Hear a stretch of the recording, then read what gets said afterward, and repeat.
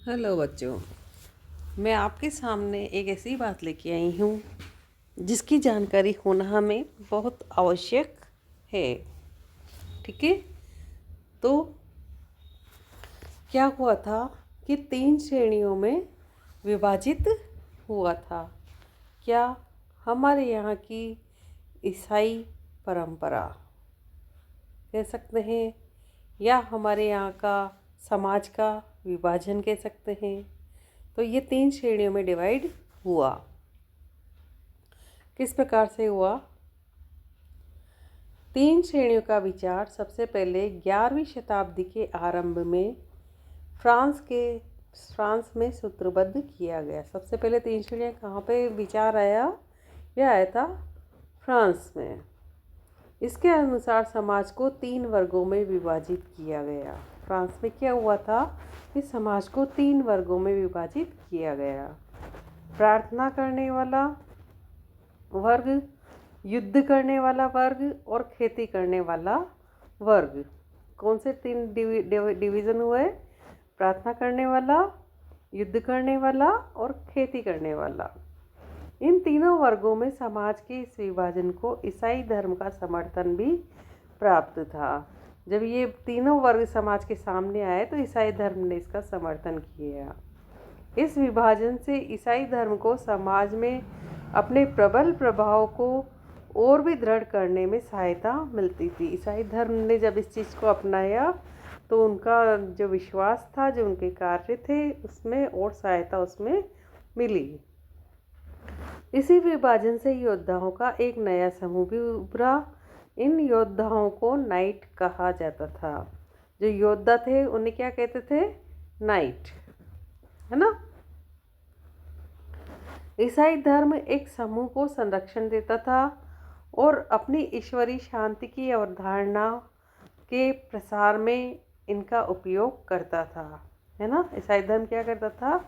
एक समूह को संरक्षण देता था और ईश्वरीय शांति यानी कि ईश्वर का जो संदेश, ईश्वर के विचार, ईश्वर की भावनाएं, ईश्वर के बारे में अवधारणा फैलाने में उनका उपयोग करता था। नाइटों से यह अपेक्षा की जाती थी कि वे धर्म और ईश्वर की सेवा में समर्पित योद्धा रहे। जो नाइट थे वो क्या थे? योद्धा थे, युद्ध करते थे। ठीक है। कोशिश यह रहती थी कि इन योद्धाओं को आपसी लड़ाई भिड़ाई से विमुख करके उन मुसलमानों के विरुद्ध युद्ध करने के लिए भेज दिया जाए जिन्होंने यरूशलेम शहर पर कब्जा कर रखा था। उद्देश्य क्या था इनका, नाइटों का, या नाइट यानी कि योद्धाओं का, कि उन मुसलमानों के विरुद्ध लड़े वहाँ पे जिन्होंने यरूशलेम शहर पर कब्जा कर रखा है। इस प्रयत्न के परिणाम स्वरूप सैनिक अभियानों की एक श्रृंखला चली जिसे क्रूसेड यानी कि धर्म युद्ध कहा गया। क्रूसेड का मतलब क्या होता है? धर्म युद्ध। ईश्वर तथा धर्म की सेवा में किए गए इन अभियानों ने नाइटों की हैसियत पूरी तरह बदल डाली। ईश्वर और धर्म की सेवा में जो इन्होंने कार्य किया, उन अभियान चले, उसमें क्या जो नाइट थे यानी कि योद्धा थे, उनकी हैसियत पूरी तरह बदल डाली। पहले इन नाइटों की गिनती कुलीनों में नहीं होती थी। कुलीन यानी कि उच्च वर्ग में, है ना।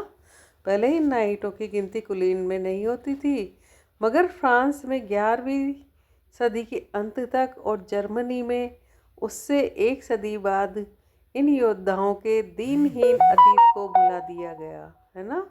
इन योद्धाओं के दीनहीन अतीत यानी कि गरीब, परेशान और जो स्थितियाँ इनकी होती थी उसको भुला दिया गया था। और 12वीं सदी तक तो कुलीन वर्ग के लोग भी नाइट कहलाना चाहते थे।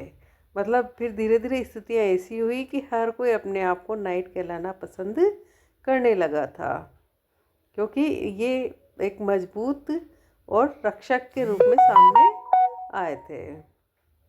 ठीक है। तो ये जो 3 श्रेणियाँ समाज की डिवाइड हुई, ईश्वरीय शांति, नाइट और धर्म युद्ध। ठीक है।